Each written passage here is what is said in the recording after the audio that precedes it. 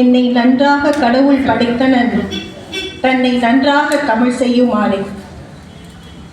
பேரன்புமிக்க பெரியோர்களே, சான்றோர்களே, அவையோர்களே, தமிழிசை மன்றத்தின் உறுப்பினர்களே, 54 வருடங்களாக இந்த நிகழ்ச்சியை சீரோடும் சிறப்போடும் நடத்தி கொண்டிருக்கின்ற திருவையாறு வாழ் சான்றோர்களே, அவையோர்களே, சகோதர சகோதரிகளே, உங்கள் அனைவருக்கும் எனது மனமார்ந்த வணக்கங்கள்.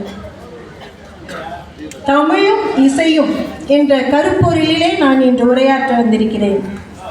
தமிழ் வேறு, இசை வேறு அல்ல. இசைக்கு மொழிங்கிற ஒரு தனிப்பட்ட அடையாளம் கிடையாது. எந்த மொழியில் இருந்தாலும் நம்மளை மயக்கிற அளவில், வசீகரிக்கிற அளவில் நம்ம இந்த இசையை கேட்டே, நம்ம தமிழர்கள் பாரம்பரியமே இசையோடு இணைந்தது. ஒரு குழந்தை பிறந்து அது தாலாட்டிலேருந்து அதோட ஒவ்வொரு முக்கியமான நிகழ்வுகளிலும், இப்போ வயல்வெளியில் பெண்கள் ஆண்கள் வேலை பார்க்கும்போது அந்த சிரமம் தெரியாமல் பாடிக்கொண்டே வேலை பார்ப்பார்கள். இசை என்பது நம்மை உத்வேகம் கொடுக்கக்கூடியது. அந்த வகையிலே எல்லா மொழிகளிலுமே பாடல்கள் மிக அருமையாக இருக்கின்றன. நாம் ரசிக்கத்தக்கதாக எத்தனையோ பாடல்கள் இருக்கின்றன. ஆனால் தமிழ் என்று வரும்போது நமக்கு அது ஒரு பரிச்சயமான மொழி, நமக்கு நன்கு தெரிந்த மொழி. அதிலே என்ன சிறப்புகள் இருக்கின்றன அப்படிங்கிறத பற்றி தான் நான் இன்றைக்கி உங்கள்கிட்ட உரையாட வந்திருக்கேன். இப்போ பெரும்பாலும் மேடை கச்சேரிகளில் பார்த்தீங்கன்னா எல்லா விதமான உருப்படிகளும் பாடுறாங்க. தமிழ் பாடல்களை அதிகமாக தொடுறதில்லை அப்படிங்கிறது என்னோட கருத்து. ஏன்னா தமிழில் பாடல்களுக்கு பஞ்சமே கிடையாது. நம்ம 4 பேர் பெருமக்களுங்க பின்னாடி படத்தில் இருக்கிற மாதிரி அவங்களோட திருமுறைகள், திருவிசைப்பா, திருப்பல்லாண்டு எல்லாமே இசை பண்களோடு கொடுத்துருக்காங்க. அப்பராக இருக்கட்டும், ஞானசம்பந்தர், சுந்தரமூர்த்தி நாயனார், மாணிக்கவாசக பெருமாள், இவங்களோட சுரங்கங்கள்லேருந்து நம்ம ஒரு சில துளிகளை எடுத்து பாடினாவே தமிழிசை ரொம்ப மேன்மேல நல்லா வளரணும்.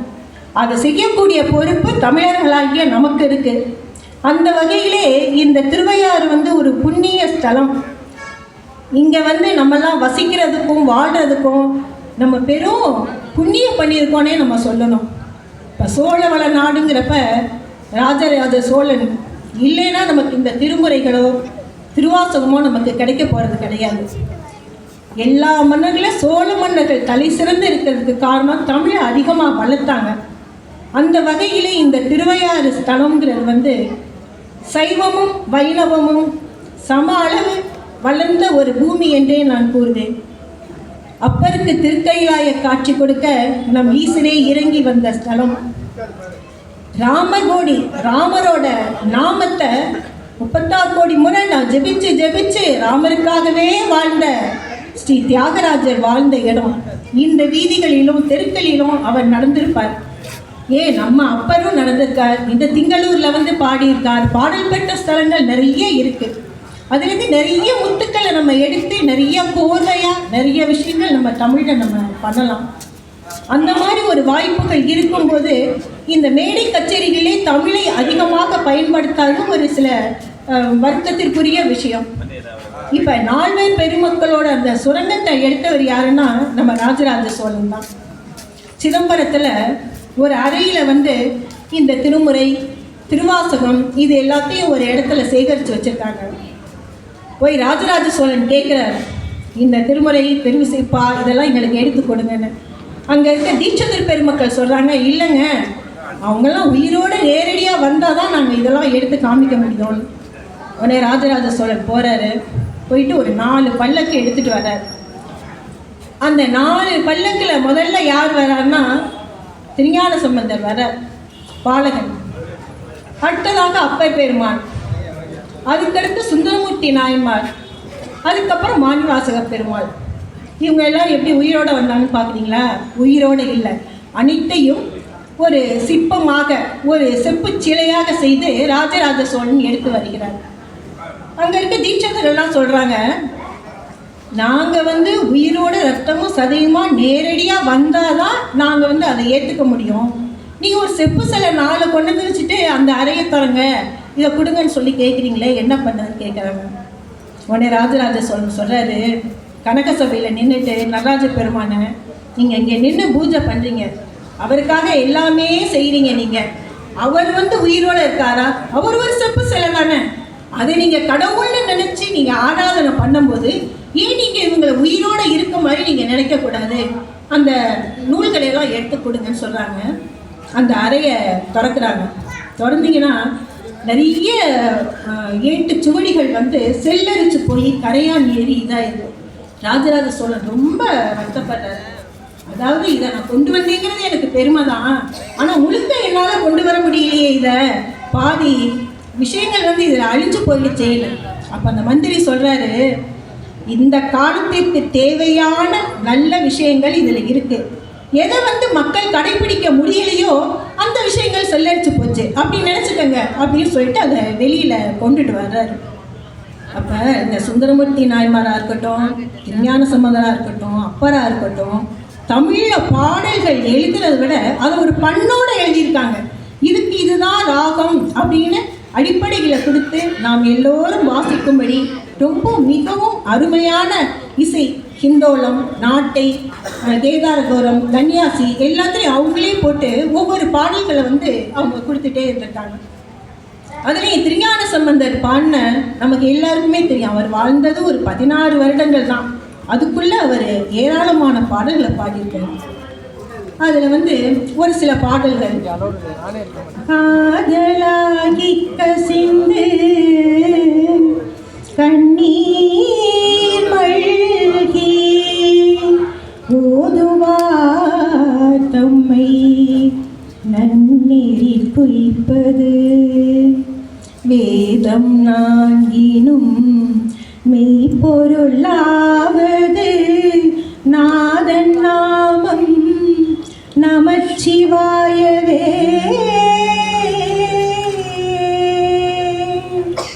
இந்த பாடலை பாடும்போது கண்ணீர் விட்டு கசிந்துருகாதவங்க யாருமே இருக்க முடியாது. ஒரு 16 வயது பாடகன், அவருக்கு ஆயுள் 16 வயது தான். அதுக்குள்ளே நமக்காக எவ்வளவு பாடல்களை கொடுத்துருக்காரு. தமிழ் இசைக்கு இதை விட வேறு என்ன சான்று வேணும்? அப்பர் பெருமானை எடுத்துக்கங்க. அப்பர் பெருமான் எழுதிய பாடல்கள் எவ்வளவோ. நம்ம இந்த திருவிளையாட்டு தளத்தில் ஏன் இந்த இடத்துல நடமாடி இருக்கலாம், அந்த இடத்துல நடமாடி இருக்கலாம். இந்த உடம்பாலேயே மெய்யாலேயே ஊர்ந்து ஊர்ந்து வந்து நம்ம ஐயாரப்பரை வந்து திருக்கையிலாய காட்சி கொடுக்க சொல்லி கண்டு வழிபட்டவர் அப்பர் பெருமான். நால்வர் பாடிய பாடல் பெற்ற ஸ்தலங்கள் இங்கே ரொம்ப அதிகமாகவே இருக்குது. அதே மாதிரி சைவம் வைணவத்தில் வந்து 108 திவ்ய தேசங்களும் இங்கே இருக்குது. நம்ம ராமரை பற்றி தியாகராஜர் பாடின மாதிரி ஐயாரப்பரை பற்றியும் பாடியிருக்காரு. அதே மாதிரி ஐயாரப்பரை வந்து சேவிக்கும் போது ஒவ்வொருத்தரும் ஒவ்வொரு பாடல் இந்த ஸ்தலத்தை பற்றி நிறையா பாடியிருக்காங்க. போட்டு திருந்தாண்டம் நிறைய இந்த மாதிரி விஷயங்கள் வந்து பாடுறாங்க. இதில் நம்ம எதுக்கு வந்து நால்வர் பெருமக்களை பற்றி பேசுகிறோன்னா, ஆன்மீகம், இசை, தமிழ் 3 வேறு வேறு கிடையாது. நம்ம வந்து இந்த ஆன்மீகத்தை வளர்க்குறதே வந்து நம்ம இசையின் மூலமாக தான் நம்ம அதிகமாக வளர்க்குறோம். ஒரு கோயிலுக்கு போகிறோம், அதுவும் இப்போ சமீப காலங்களில் வந்து ஸ்மரணை பண்ணுறது ரொம்ப அதிகமாக இருக்கும். ஒரு பாட்டு பாடுறதை விட ஒரு பாடுறதை கேட்குறது, 4 பேர் சொல்கிற நல்ல விஷயங்களை ஸ்மரணை பண்ணுறது தான் இந்த கலியுகத்தோட தர்மம். மற்ற நேரத்தில் ஒவ்வொரு யுகத்துக்கும் ஒவ்வொரு தர்மம் உண்டு. இந்த கலியுகத்தோட தர்மம் என்னன்னா ஸ்மரணை பண்ணுறது, காதால் கேட்குறது. நிறைய நாம சங்கீர்த்தனம், தமிழ் பாடல்கள், இதையெல்லாம் நம்ம வழி வழியாக கேட்குறது இந்த யுகத்துக்கான தர்மம். அந்த வகையில் இப்போது பல்வேறு ஆலயங்களிலும் நிறைய வெளி இடங்களிலும் திருமுறை, திருவிசைப்பா, இதெல்லாம் திருமுறை, திருவாசகம் எல்லாமே முற்றோதல் பண்ணுறாங்க. மக்களும் அடுத்த தலைமுறையும் வந்து அதை ரொம்ப அழகாக வழி வழியாக பண்ணிகிட்டு இருக்காங்க. அதனால் சொல்லுவாங்கள்ல, தமிழ் இனி மெல்ல சாகும்னு. என்றைக்கும் சாகாது. நம்ம நால்வர் பெருமக்களோட திருமுறை, மாணிக்கவாசகரோட திருவாசகம் இதெல்லாம் இருக்கும்போது தமிழுக்கு வந்து அழிவே கிடையாது. ஆனால் அதை நம்ம அடுத்த தலைமுறைகளுக்கு கொண்டு போகிறதுக்கு நம்ம தான் முக்கியமான ஒரு பங்காக நம்ம இருக்கணும்னு நினைக்கிறேன். இப்போ நம்ம வீட்டில் இருக்க சிறு குழந்தைகளுக்கு நம்ம எல்லாம் சொல்லித்தரோம். ரெயின் கோயவே சொல்லுவோம். கீழே லண்டன் ஃப்ரிட்ஜ் இஸ் ஃபாலிங் டவுன்னு சொல்லுவோம். லண்டன் ஃப்ரிட்ஜ் விழுந்தா என்ன, ரெயின் கோயவே எதுக்கு நம்ம பிள்ளைங்களுக்கு? தோட்டுடைய செயலின்னு சொல்லிக் கொடுங்க. காதலாகி கசிந்து சொல்லுங்கள், மந்திரமாவது நீர் சொல்லுங்கள். இது மாதிரி நம்ம சிறு குழந்தையிலேருந்து அதுங்களை நம்ம பழக்கப்படுத்துகிறோன்னா தமிழ் எந்த காலத்திலையும் நமக்கு அழியாது. அடுத்த தலைமுறைக்கு இந்த தமிழ் நல்லபடியாக நம்ம கொண்டு போய் சேர்க்கலாம். இதில் பெரும் பங்கு நம்ம இங்கே நீங்கள் வந்திருக்க எல்லாருமே. இப்போ உங்கள் வீட்டில் ஒரு சின்ன குழந்தை இருந்ததுன்னா ஒரு 4 லைன், உங்களுக்கு என்ன பாட்டு தெரியும் அதில் ஒரு 4 லைன் சொல்லிக் கொடுங்க. நல்ல தமிழோட நல்ல ஏற்ற இறக்கத்தோட நீங்கள் சங்கீத வகுப்புக்கு அனுப்பினால. எனக்கு முன்னாடி ஒரு குழந்தை பாடினான், ரொம்ப அழகாக பாடினான். அந்த தமிழில் பரசுத்தம்னு சொல்லுவாங்க, அந்த வார்த்தையோட சுத்தம் ரொம்ப அழகாக இருந்தது. அது மாதிரி ஒரு 4 வரியாக இன்னையிலேருந்து அது ஒரு நீங்கள் ஒரு சபதமாகவே எடுத்துக்கங்க. எல்லா பாட்டும் உங்களுக்கு தெரியணுங்கிறது கட்டாயம் கிடையாது. நமக்கு தெரிஞ்ச ஒரு 4 பாடல்கள் சொல்லி அதுக்கு ஒரு அர்த்தம் சொல்லும் போது அந்த பிள்ளைங்க மனசில் அந்த பாட்டை அப்படியே மனசில் பதிஞ்சு தமிழோடு இருக்கும்போது அதுங்களுக்கு அது ரொம்ப மூளையில் போய் அதுங்களுக்கு தெரிஞ்ச மொழிங்கிறதுனால அதுங்களுக்கு அந்த பாடல் மிகவும் அருமையாக புரிந்து பாடக்கூடிய வயது. ஒரு 3 வயசுலேருந்தே நம்ம இதை ஆரம்பிக்கலாம். இதை நீங்கள் இங்கே வந்திருக்க எல்லாரும் ஒரு வயசானவங்க சொன்னேன். நான் அம்மா அப்பா வேலைக்கு ஓடிட்டு இருக்காங்க. நம்ம தாத்தா பாட்டியாக இருக்கிறவங்க என்ன பண்ணணும், அந்த பிள்ளைங்களுக்கு சின்னதாக அதுவும் ஒரு 5 வயசுக்குள்ளே நம்ம நிறைய அதுங்களுக்கு சொல்லிக் கொடுக்கலாம். அந்த மாதிரி நேரத்தில் இந்த 4 பெருமக்களோட பாடல்களை நம்ம பாடி சொல்லி கொடுக்குறது. அதுலேயும் திருவாசகத்திற்கு முருகார் ஒரு வாசகத்திற்கும் முருகார். திருவாசகத்தை நம்ம சிவபுராணம் இப்பொழுது எல்லா கோயில்களும் படிக்கப்படுகிறது. மிக எளிய நடையிலே இருக்கக்கூடிய தமிழ். அப்போ பண்ணோட உள்ள சில பாடல்களை 4 பெருமக்கள் பாடும்போது அதை நம்ம குழந்தைங்களுக்கு நம்ம சொல்லி கொடுத்து அடுத்த தலைமுறைக்கு நம்ம இதை கொண்டுட்டு வரோம் 4. அதுக்கப்புறம் பார்த்தீங்கன்னா 108 திவ்ய தேசங்களை புகழ்ந்து பாடிய 12 ஆழ்வார்கள், இன்னும் பல ஆழ்வார்களும் இருக்கிறார்கள். இதில் ரொம்ப சிறப்பித்து சொல்ல வேண்டியது என்னன்னா, ஆண்டாள் ஒரு பெண்ணாக இருந்து ஒரு சாதாரண ஒரு குடும்பத்தில் இருந்து சொல்லுவாங்க இல்லையா, சூடி கொடுத்தாள் பூமாலை, பாடி கொடுத்தாள் பாமாலைன்னு. அந்த திருப்பாவை பாடல்கள் 30 செப்பினாள் வாழி. அந்த 30 பாடல்களை தமிழ் ரசம் சொட்ட சொட்ட எளியோருக்கும் புரியும் வகையிலே அந்த பாடல்களை அவர் பாடுவார். இதில் ரொம்ப விசேஷமான ஒரு இது என்னன்னா, அந்த பாவை நோன்புங்கிறது நம்ம தமிழர்கள் கலாச்சாரத்தோடு ஈடுபட்ட ஒரு விஷயம். அதாவது ஆற்றில் போய் அந்த மணலை பதுமையாக செஞ்சு அது ஒரு தெய்வமாக நினச்சி தோழிகளோடு போய் பண்ண ஒரு சாதாரண ஒரு பாவை நோன்பை இந்த பாடல்கள் மூலமாக இன்னமும் நம்ம திருப்பதி நம்மள்டேருந்து போயிடுச்சு. தமிழ்நாட்டில் இல்லை, திருப்பதி அவங்க எடுத்துக்கிட்டாங்களா நம்ம கொடுத்தோமாங்கிறது அடுத்த விஷயம். ஆனால் அந்த காலையில் பாடுறது திருப்பாவை தான். நீங்கள் உன்னிப்பாக கேட்டு பார்த்தீங்கன்னா அதன் மூலமாக தான் அவங்க கடவுளையே எழுப்புறாங்க. அவ்வளோ ஒரு விசேஷமான ஒரு பாடல்களை கொண்டது ஆண்டாள் பாடியது. அதற்கு முன்னரே ஔவையார் பாடியிருக்கார். ஆனால் இசை நயத்தோடு பாடினதுன்னா நம்ம ஆண்டாள், நாயன்மார்கள். அதில் சுந்தரமூர்த்தி சுவாமிகள் எம்பிரான் தோழன். அவர் அனுபவித்து சிலாகிச்சு ஈசனை தன்னோட நண்பனாக ஏற்றிட்டு பாடுறாரு. இவர் குழந்தை, ஞானசம்பந்தர் சின்ன குழந்தை. அவர் என்னவா எடுத்துக்கிறாருன்னு சொன்னால், ஒரு அம்மா அப்பா லெவலில் வச்சு அவர் ஈசனை பாடுறாரு. அவர் அப்பர் பெருமான் சொல்லவே வேணாம். அவர் 16 வயசுனா திருஞான சம்பந்தருக்கு, அப்பர் பெருமானுக்கு 80-85க்கு மேல்.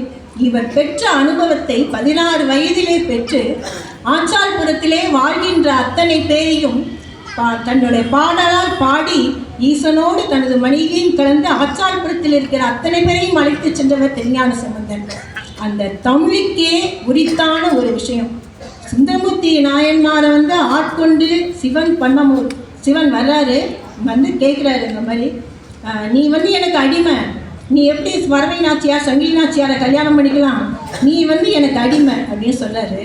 அப்போ இவர் கேட்குறாரு, நீ என்ன பித்தனா, நான் எப்படி உனக்கு அடிமையாக முடியும், நானெல்லாம் உங்களை அடிமை இல்லை அப்படின்னு சொல்கிறாரு. அதெல்லாம் இல்லை, உங்கள் தாத்தா எனக்கு எழுதி கொடுத்துருக்காரு அடிமை சாசனம், அதெல்லாம் எழுதி கொடுத்துருக்காரு. உடனே அந்த அடிமை சாசனத்தை காமிங்கன்னு சொல்கிறார். உடனே ஈசன் எடுத்து கொடுத்ததும் அதை வாங்கி அவர் கிழிச்சு போட்டுறாரு. உடனே அவர் ஈசன் சொல்கிறாரு, நீ இந்த வேலையெல்லாம் செய்வேன்னு எனக்கு தெரியும். அந்த காலத்தில் குடவோலை முறையும் ஒன்று இருந்தது. எல்லோருடைய கையெழுத்து பிரதிகளையும் ஒரு மட்பாண்டத்தில் சேர்த்து வைப்பாங்க. அந்த பானையில் சேர்த்து வச்சுட்டு அதுலேயும் இப்போ உள்ள பிரதியையும் சரி பார்ப்போம், சரி என்கிட்ட மூளை ஓலை இருக்குது பாருன்னு சொல்கிறார். போய் எடுத்து பார்த்தா அவங்க தாத்தா எழுதி கொடுத்த மாதிரி சாசனம் இருக்குது. அப்போ இவர் முதல்ல ஈசனை பார்த்ததும் அவர் என்ன சொல்கிறாரு, ஏய் நீ என்ன பைத்தியமா, என்னைய கேட்குறேன்னு. அப்போ வந்து இவர் சொல்கிறார், அழைச்சிட்டு போகிறார் கோயிலுக்கு, வம்சமே எனக்கு அடிமைன்னு சொல்கிறேன், இனிமேல் உன்னோட வேலையே வந்து என் வேலை பாட்டு பாடுறேன்னா பாடு அப்படின்றார். எனக்கு அந்த அளவுக்கு அறிவு ஞானம்லாம் இல்லை. இல்லையே, நீ முதல்ல என்னை ஒரு வார்த்தை சொல்லி கூப்பிட்டே. என்ன வார்த்தை சொல்லு? பித்தா. ஒன்று பித்தா, பெரிசோடி, பெருமானே, அருளாளா அப்படின்னு ஆரம்பித்து அவரோட பயணங்கள் வந்து சுந்தரமூர்த்தி நாயனார் எம்பிரான் தோழர். அது மாதிரி பகவான் சொல்ல மனிதன் எழுதியது கீதை. ஆனால் ஒரு மனிதன் சொல்ல கடவுள் எழுதியது திருவாசகம். ஒரு சாதாரண படை தளபதியாக இருந்தார். படை தளபதியாக இருந்து ஒரு சிவன் மேலே கொண்ட பற்றால கடவுள் கொடுத்த, அரசன் கொடுத்த பணத்தை வந்து பரிகளாக மாற்றுறதுக்காக போனவர் ஒரு கோயிலை கட்டிட்டாரு. அரசன் தண்டிக்க போகிறான். அப்போ வந்து சிவன் அவரை ஆட்கொள்கிறாரு. அப்போ வந்து அவர் மேலே பாடும்போது, இந்த பாட்டெலாம் பாடும்போது வேகமாக எழுதணும். என்ன பண்ணலாங்கிறப்ப தில்லையில் சிதம்பரத்தில் வந்து மாணிக்கவாசகப் பெருமான் போகிறாரு. ஒரு வயதான அந்தனர் வடிவில் அவர் வர்றாரு. வந்துட்டு ஈசன் வந்து கனக சபைக்கு முன்னாடி அந்த இடத்துல உட்காந்து திருவாசகம் சொல்ல ஒரு இரவு முழுக்க எழுதுறாரு. திருவாசகத்தை எழுதிட்டு அடியே கனக சிற்சபேசன் அப்படின்னு எழுதி அந்த படியில் வச்சுட்டு போயிடுறாரு. மறுநாள் வந்து தீட்சகர்கள்லாம் அந்த கதவை திறக்கிறதுக்காக வர்றாங்க. அங்கே வர்றப்ப பார்த்தீங்கன்னா அந்த பிரதிகள் 8 சுவடிகள் வந்து அந்த படியில் இருக்குது. அதில் பார்த்தா எழுதுறது வந்து சிற்சபேசன் நடன சபாபதின்னு இருக்குது. அங்கே இருந்தவங்களுக்குலாம் ரொம்ப ஆச்சரியம். என்னது இது, கடவுள் எழுதுனதா இருக்குன்ட்டு மாணிக்கவாச பெருமான்கிட்ட கேட்குறாரு. இங்கே வாப்பா, இந்த மாதிரி சொல்லியிருக்காங்களே, நீ சொல்ல, நான் எழுதுறதுன்னு சொல்லி கையெழுத்து போட்டிருக்காங்க, இது என்னன்னு? ஓ, இரவில் வந்தது வந்து அப்போ அந்தனர் இல்லையா, அவர் வந்து கடவுளா அப்படின்னு சொல்லிட்டு இருக்கும்போதே எல்லோரும் தீட்சிதர்கள் எல்லோரும் பார்க்கும்போதே நேரடியாக ஜோதி கடவுளோடு சென்று சேர்ந்தார். இதெல்லாம் வந்து ரொம்ப வருஷத்துக்கு முன்னாடிலாம் நடக்கலை, இப்போ நடந்தது பல 100 வருடங்களுக்கு முன்னாடி. அப்போ ஒரு கடவுளை போய் நம்ம சென்று சேரலான்னா தமிழில் பாடல் எழுதி தமிழ் பாடல்களை தமிழ் இசையில் கடவுளுக்கு வந்து சமஸ்கிருதம் தான் தெரியும் அப்படின்னு சொல்கிறது வந்து ஒப்புதல் கிடையாது. எல்லா மொழிகளையும் படைச்சவர் கடவுள். அவருக்கு தமிழும் தெரியும், இங்கிலீஷும் தெரியும், எல்லாமே தெரியும். அப்போ தமிழில் எழுதும்போது அதற்கு நெக்குருகி மனம் உருகி அவரே வந்து எழுதி கையெழுத்து போட்டு கொடுத்த பாடல்கள் தான் திருவாசகம். அது மாதிரி ஆண்டாள் எழுதிய திருப்பாவை இன்றும் நம்ம வந்து மார்கழி மாதத்தில் எந்தெந்த விஷயங்களும் மாறி இருக்கலாம், ஆனால் இந்த பாவை நோன்பு, இந்த காலையில் திருப்பாவை திருவம்பாவை பாடுறது வந்து நம்ம மக்கள்கிட்டேருந்து விஷயங்கள் போகலைங்கிறது வந்து ரொம்ப ஒரு சந்தோஷமான விஷயம். அதுக்கு பிற்காலத்தில் பார்த்தீங்கன்னா தமிழிசை மூவர், உங்களுக்கே தெரியும், தமிழிசை முத்துத்தாண்டவர், அருணாச்சல கவிராயர், மாரிமுத்தா பிள்ளை. முத்துத்தாண்டவர் பாடல்கள் வந்து ரொம்பவும் பிரசித்தமானது. அருணாச்சல கவிராயர் வந்து ராம பக்தி, ராம நாடகம், இந்த மாதிரி விஷயங்களை அவர் நிறையா பாடியிருக்காரு. இப்போ முத்தாண்டவர் பாடல்களில் வந்து ரொம்பவும் விசேஷமான ஒரு சில பாடல்கள் இருக்கின்றன. அதில் வந்து ஒரு பாடல் என்னன்னா, சேவிக்க வேண்டும் ஐயா, சேவிக்க வேண்டும் ஐயா, சிதம்பரம் சேவிக்க வேண்டும் ஐயா, சேவிக்க வேண்டும் சிதம்பரமூர்த்தியா,